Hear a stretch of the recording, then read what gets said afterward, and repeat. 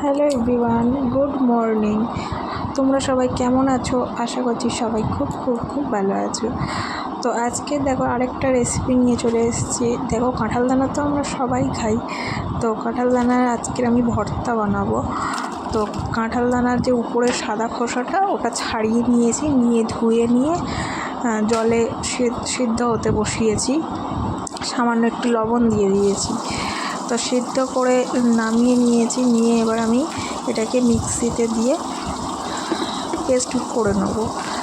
তো বুঝতেই পারছো এক হাতে ফোন ধরে আর এক হাতে মানে সব কাজ করছি, তো একটু প্রবলেম হচ্ছে।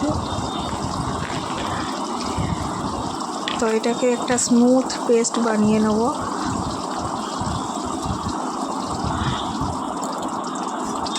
পেস্টটা বানিয়ে নিয়ে দেখো কড়াইয়ে একটু তেল দিয়ে দিয়েছি, সর্ষের তেলই দেবেন, তাতে টেস্টটা খুব ভালো হয়।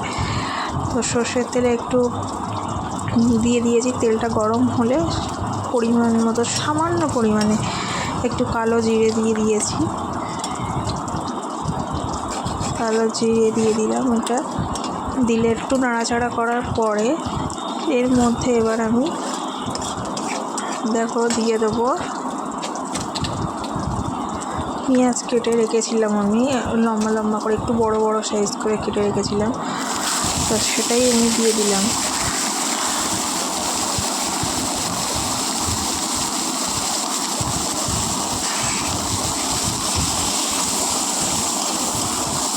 এটাকে একটু ভালো করে ভাজা ভাজা মতো হবে, একটু লালচে লালচে ভাজা হবে। দেখো একটু লালচে লালচে হয়ে এসেছে, তো এর মধ্যে দিয়ে দিলাম কাঁচা লঙ্কা কুচিয়ে রেখেছিলাম। যে এতে শুকনো লঙ্কা ভেজে তারপরে মানে গুঁড়িয়ে নিয়েও দেওয়া যায়, কিন্তু আমরা যেহেতু শুকনো লঙ্কা তোমাদের দাদাভাই পছন্দ করে না, সেই জন্য আমি কাঁচা লঙ্কাই কুচিয়ে দিলাম। যে যেরকম ঝাল পছন্দ করে সে সেরকমভাবেই পরিমাণটা দেবে।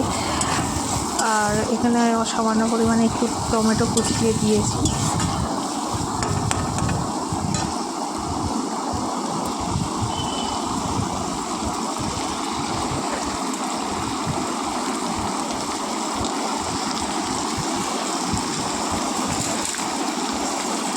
তো টমেটো কুচিটা দেখো দেওয়ার পরে এর মধ্যে একটু লবণ দিয়ে দেবো।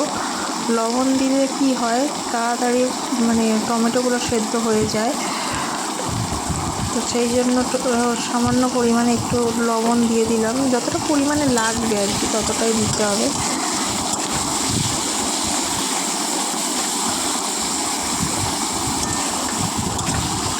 দিয়ে একটু ভালো করে নাড়াচাড়া করে নিচ্ছি।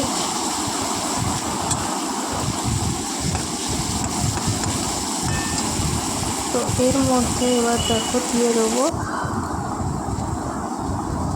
দেখো স্মুথ পেস্টটা কতটা স্মুথ হয়েছে, দেখো পেস্টটা কতটা স্মুথ হয়েছে দেখেছো। এবার এর মধ্যে দেখো টমেটোটা ভরে দিয়েছি এতক্ষণ, তার মধ্যে একটু দিয়ে দিলাম জিরের গুঁড়ো।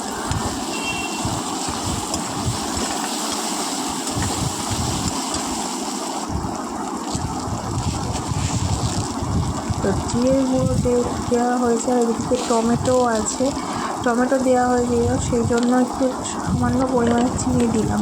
কারণ টমেটো দিলে আর কি মানে তাতে চিনি দিলে একটু টমেটোর যে টক ভাবটা সেটাকে ব্যালেন্স করিয়ে নেয়।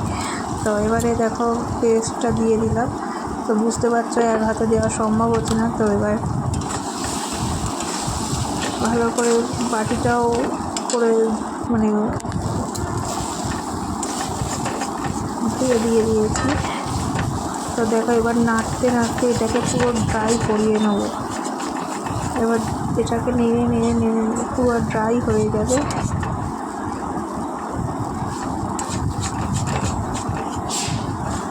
যেহেতু ওখানে কাঁচা লঙ্কা দেওয়া আছে, টমেটো দেওয়া আছে, আর সামান্য চিনিও দেওয়া আছে, তো টক মিষ্টি ঝাল ব্যাপারটাকে একটু ব্যালেন্স করবে আর কি।